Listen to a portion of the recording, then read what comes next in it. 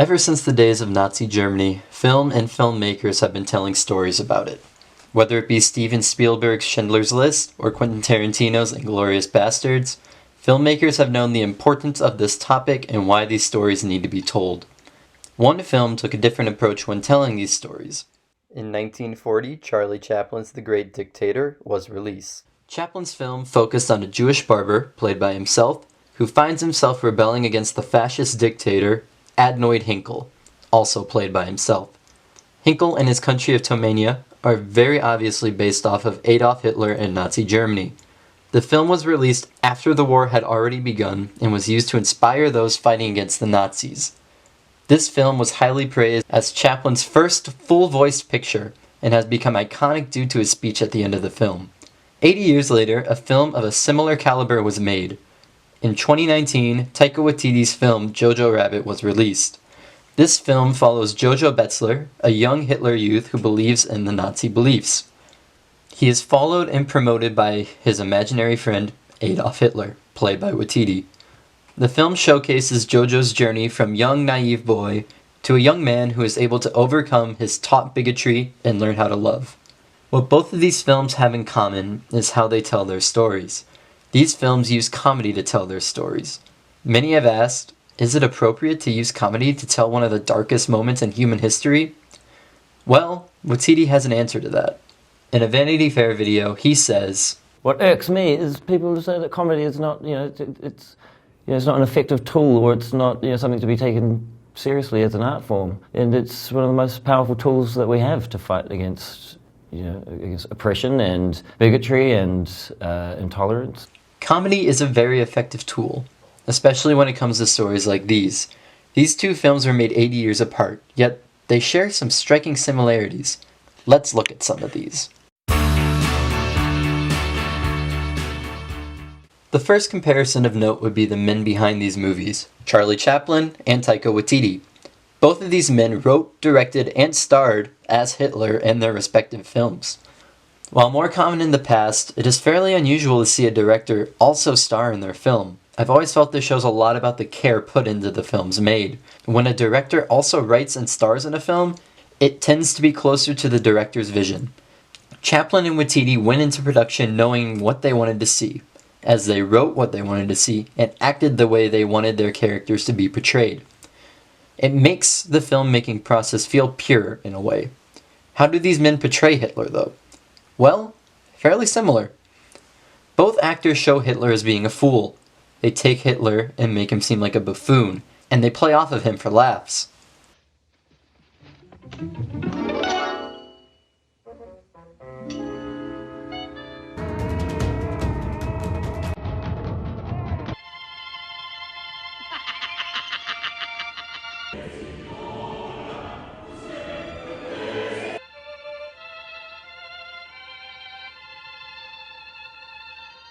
Nothing makes sense anymore. Yeah, I know, it's definitely not a good time to be a Nazi. But this isn't the extent of their performances. Both go into the man's psyche and are able to use his words to show how stupid he sounds. There's a quote from Stephen Merchant, who is in Jojo Rabbit as the Gestapo, which exemplifies this perfectly. The nonsense of Hitler's ideology and the kind of absurdity of those beliefs, which as soon as you poke holes in them or begin to question them, they kind of fall apart in your hands. And that's, I think, what you dramatise with the little boy. As soon as he starts to question his beliefs, because there's finally someone that makes him do it, he realises that they're sort of built on sand.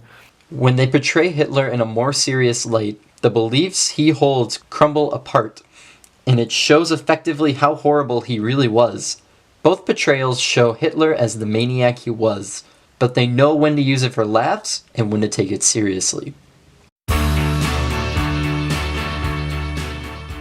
Despite having 80 years of difference between release, these films have a similar sense of humor. One joke that both films use extensively is hail jokes. Both of the films use this type of humor, and in both movies, it tends to land.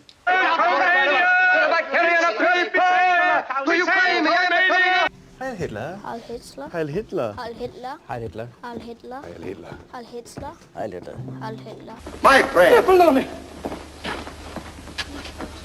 So, did I miss anything? No, we were just Heil Hitlering the boy, and then Heil Hitlering yourself, and then, of course, Heil Hitlering Freddie Finkel, and... Even after 80 years, some things just remain funny. There are some very major differences in the comedy, however. The Great Dictator uses the standard Chaplin style of comedy, which has been amplified due to the use of full sound.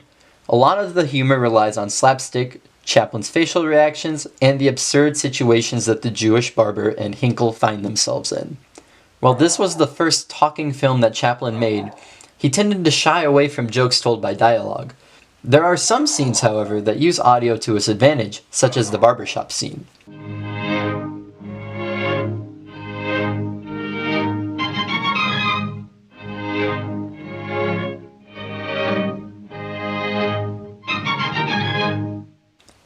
But for the most part, he's stuck to his tried and true methods, and that is perfectly okay because they work.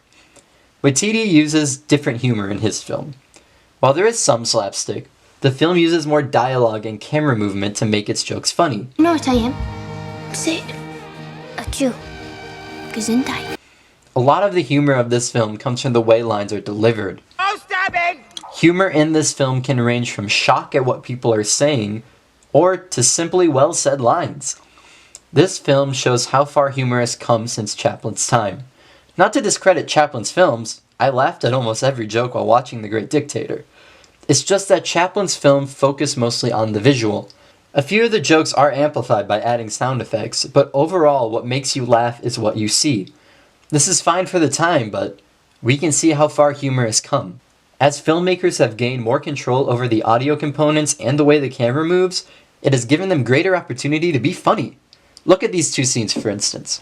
In Chaplin's film, we see the Jewish barber get confronted by some stormtroopers. Throughout the scene, the dialogue is fairly plain and inconsequential. The camera moves, but the shot still remains stagnant. The humor here comes from the slapstick, and from Chaplin's movement and grace.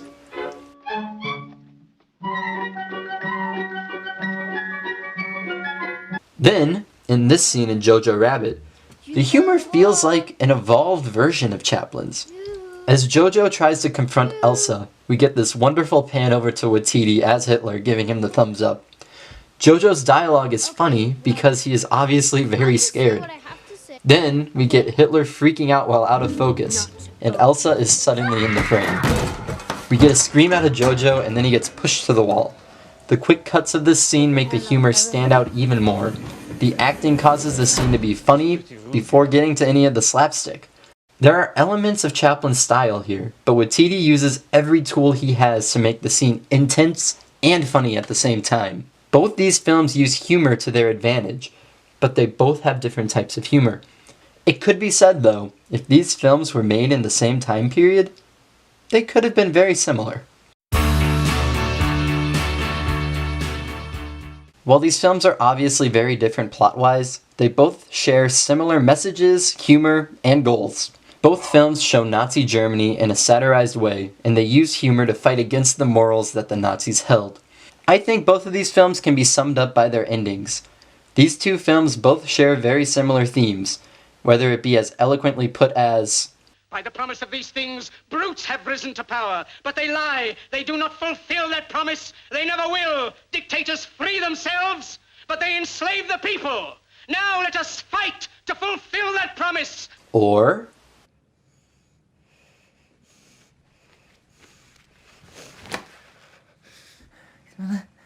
Heil me? Come on, for old time's sake. Heil me, little man. No. Heil me. No. Little heil, just a little heil, please. Fuck off, Hitler. two great directors basically saying the same thing.